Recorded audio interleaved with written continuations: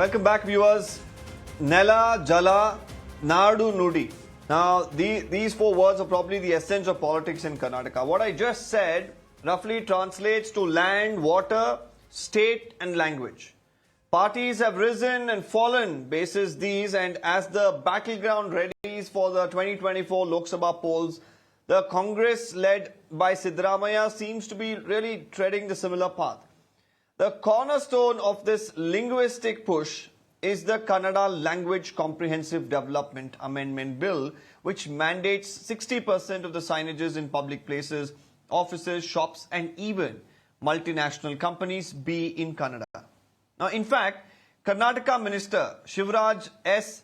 Tangadagi has now said that multinational companies, business establishments and others will have to even probably display the number of Kannadigas employed on notice board at their campuses. Now, we should note here that this could happen very soon because there's a committee that has been set up. And more importantly, this committee is going to review all of this. The committee also has the minister himself, and he's preparing the set of rules and regulations after which this could become mandatory as well. Meanwhile, let's first listen in fact to what the minister said, and then I'll come to what the opposition as well is saying about this move. Yes, 101% ಕೈಗಾರಿಕೆದೊಳಗ display board ಅನ್ನ ಪ್ರತಿ ಒಂದು ಕೈಗಾರಿಕೆಯೊಳಗೆ ಹಾಕಬೇಕು ಅಂತ ಚರ್ಚೆಗಳು ಆಗ್ತಾ ಇದ್ದಾವೆ. ಅದು ಚರ್ಚೆಗಳಾಗಿದೆ. ನೇಮ ಮಾಡೋ ಹೊತ್ತಿನಾಗ ನಿಯಮಗಳನ್ನ ಮಾಡ್ತೀನಿ. ಅದಕ್ಕೊಂದು ಸಮಿತಿ ಇದೆ. ಆ ಸಮಿತಿ ಅಧ್ಯಕ್ಷ ನಾನೇ ಇರೋದ್ರಿಂದ ಆ ನಿಯಮಗಳನ್ನ ಮಾಡುವಂತ ಕೆಲಸ ಮಲ್ಟಿ ಕಂಪನಿಗಳಿಗೆ ಏನಾಗಬೇಕು ಮತ್ತು ನಮ್ಮ ರಾಜ್ಯದೊಳಗಿರುವಂತ ಕೈಗಾರಿಕೆ ಕಂಪನಿಗಳಿಗೆ ಏನಾಗಬೇಕು ಅನ್ನೋದ್ರ ಬಗ್ಗೆ ಪೂರ್ಣ ಪ್ರಮಾಣದ ಚರ್ಚೆ ಮಾಡಿ ನಿಯಮಗಳೊಳಗೆ ನಿರ್ಧಾರವನ್ನು ಮಾಡ್ತೀವಿ.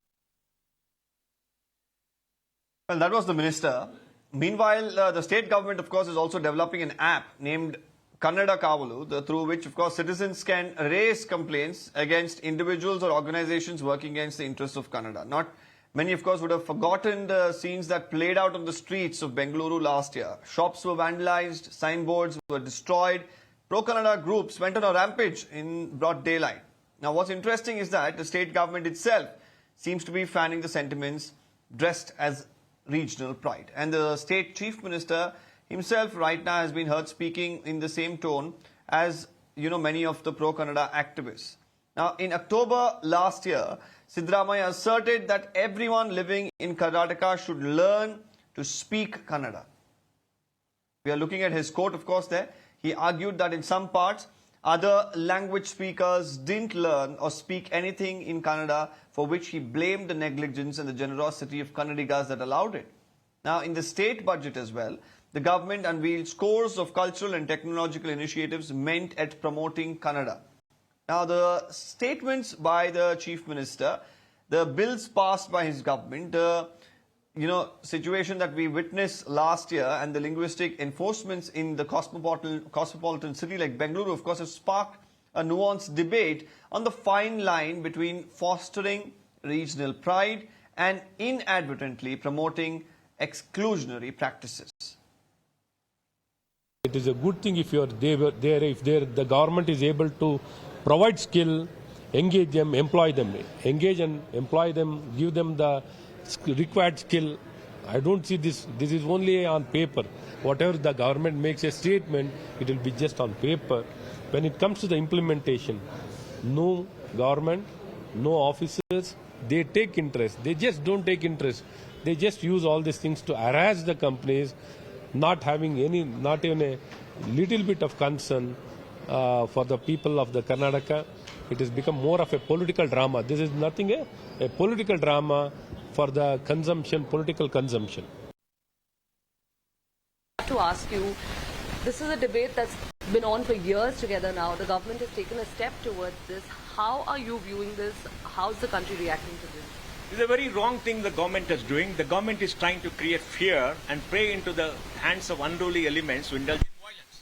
Last 4 months, you had a set of people going around the city, abusing traders, pulling down signboards. The police did nothing to stop. It appears that whether there is some political sanction for that. So they created fear. We are all living in fear in Bangalore. That is, unruly elements can do anything and the government will keep quiet. That's the fear. On top of the fear, you want such a rule like this just to demonstrate that you're standing up for local Kannadigas is very wrong. This is wrong, and it will hurt the interests of Kannadigas. Okay, let me open this up. Dr. Lakshmi Ashwin Gowda of the BJP is with us. We also have Advocate Kapil Madan, political analyst, Ian Faria, leadership coach, and also corporate trainer is joining us today live on the broadcast. I'm going to take this across first to Ian. Ian, how do you really view this, and how is the corporate world going to really view this? Yeah, thank you so much for bringing me in on this debate. Very important points to note. Number one, I think we all have to understand that certain political, stands have to be taken. Especially close to election, all these things happen. So I think one hand, we can take this with a pinch of salt. The problem I'm facing is a lot of these lumpen elements will take advantage of this, and they will try to push themselves forward and get some mileage out of it. I think that's the big threat that all of us perceive. So the people who don't even really care about employment in the state or what is going to happen to the locals are going to take this up just to better their own lot. And the sad state of affairs in our country is we are making everything political. Who is really looking at the real needs of the people? I think that's the way I would like to look at it.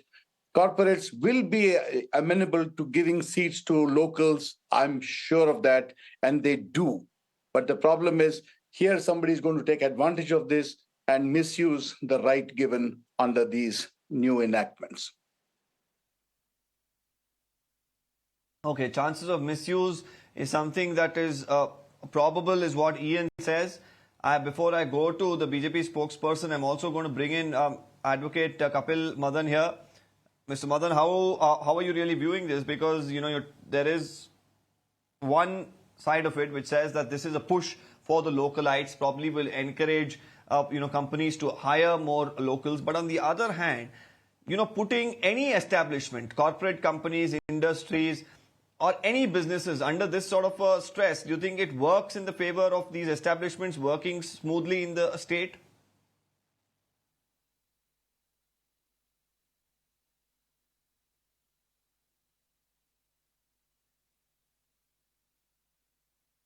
Well, Mr. Madan, I think you muted yourself. If you could unmute and then go ahead and answer.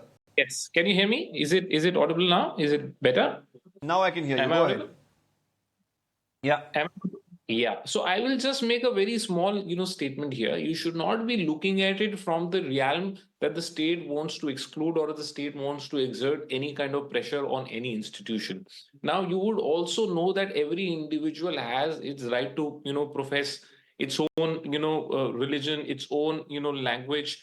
And promoting your own culture, promoting your own language should not be really a problem for anyone. And it should not be seen as if, it is being made to, exclude, people who speak, different languages too. So what I, understand here is that, of course, yes, it seems to, give some sort of a push to the localites in Karnataka. And I don't see any violation of any legal right. You may term it political, but promoting your own people, promoting your own culture should not be seen as if you are trying to exclude people from different regions. So I think it is an unnecessary politics that is happening, and we have seen different states. In fact, in Haryana also there was a notification, if I recall correctly, where there was a reservation that was being made for localite in Haryana. So what I see here, if you look at it in comparison to what has happened, what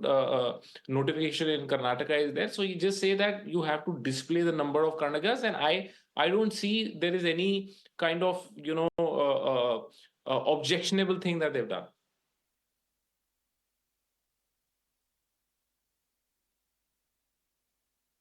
We find some people who says that this is not something that's wrong. Many other states have followed it.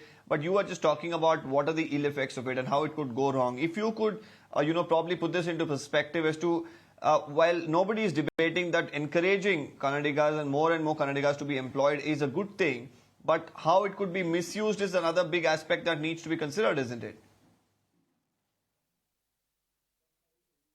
Is this question to me? Sorry, I couldn't hear properly. Is this question to me? Ian, that was to you, Ian. Yeah, that was to Ian. Yeah, the misuse is where all of us are worried. Because what we see is some things are put in with the right intention. In this case, it just looks like a political maneuvering. But I'm saying this very clearly. Let's give the government the benefit of the doubt. Even so, how do we prevent people from misusing the law? We saw the recent issue of, the name boards. They were given time to put the Kannada name boards up, but these people came around breaking name boards very close to my place on Level Road, which is the heart of the city. And we have a good police station, Government Park close by, but still they misuse that thing. So where are we supporting these lumpen elements? Why are we keeping quiet? I think law and order has to be looked at first, and the citizens' right have to be protected at all costs. There's no compromise on that, Deepak. I feel we should all put our foots down, and we all have good citizens groups, regional, resident welfare association, RWAs are also quite active in Bangalore and in particular. But we are all silent when these things happen. Why is that? Because we are scared. Fear is ruling this country more than anything else. And I'm really sorry to say, country like India, which is known for its non-violent principles, is now resorting to violence to get things done. And that's where I'm really perturbed. Okay, while Ian says that he's perturbed, we heard Mr. Kapil think otherwise. But also here, talking about just the push in itself. Ian, when you look at something like this come to the fore from especially politicians raking this up with just a couple of months to go for the elections, do you feel there's also a tinge of politics that's associated with it? I'm not seeing a tinge of politics. I'm saying this is a totally political move. I mean, the timing is very, very classical on this. And I think election commissions should actually wake up to all these things. This is clearly political. Otherwise, they could have done this a nice, soft way. The industries in Karnataka, and I know a lot of them because I deal with them personally, even with training and coaching, they are open to ideas and they are really supporting local causes. I know even in the electronic city area, they have put in their own money to get roads and other things done. So the industries in Karnataka are really good, especially the IT industries. They are always willing to help. This making it a political gimmick, I think it really doesn't augur well for the government. Okay, I'm going to go back to Kapil Madan for another quick question here. Mr. Madan, when we discuss this, we've had various people, including Mr. Mohandas Pai, say that this is not something that's feasible at all. But you say that this is for the benefit of the people of the state. But the question here is, there was another circular that came out. Of course, the minister had to come and clarify. There was a circular which said that, singing the Kannada anthem is probably not necessary in private institutions. This was a circular that came in from the Kannada Culture Department, and then the minister came and clarified that there was an error and it had to be rectified. Then, of course, the BJP raised another question that somebody who loves Kannada language, the people of Karnataka so much, why did they insist on bringing Mr. Ajay Makkan all the way from Delhi and give him an Rajya Sabha seat here? So these are questions that has been raised by the opposition, citing hypocrisy on the part of the Congress party when it comes to issues like language, Kannada pride, Kannadigas and more. Your comment on that, Mr. Madan?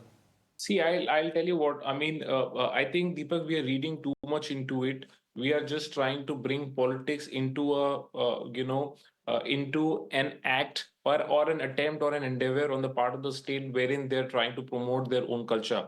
Is it new for our country to witness that an individual from a different state gets elected to Rajya Sabha from a different state? If you go and search the number of Rajya Sabha MPs sent by BJP, so, I mean, you will get to know there are so many MPs who don't belong to a particular state, but they get elected from a different state.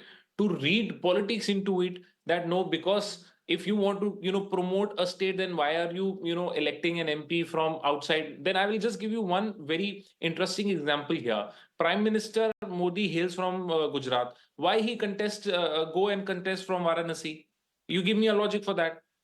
Can you really make any sense or connect these two different issues? No, it makes no sense for Prime Minister Modi, who hails from Gujarat, who has been the chief minister for Gujarat for so many years, and he's going to a different state contesting from a different seat.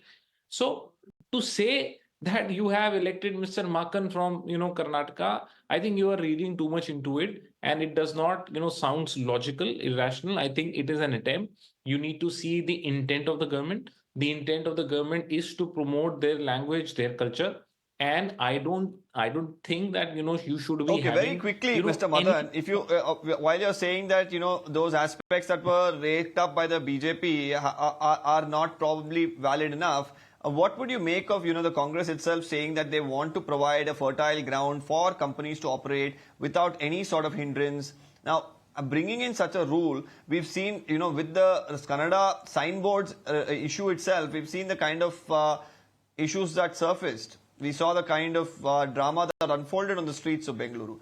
Now, again, having these signboards mandating it, do you feel that it provides that fertile ground that the Congress has always been speaking about to these corporates? So I will again say you should not be, looking at it from the realm that, it is an attempt to exclude other people, exclude people who come from a different region or speak a different language.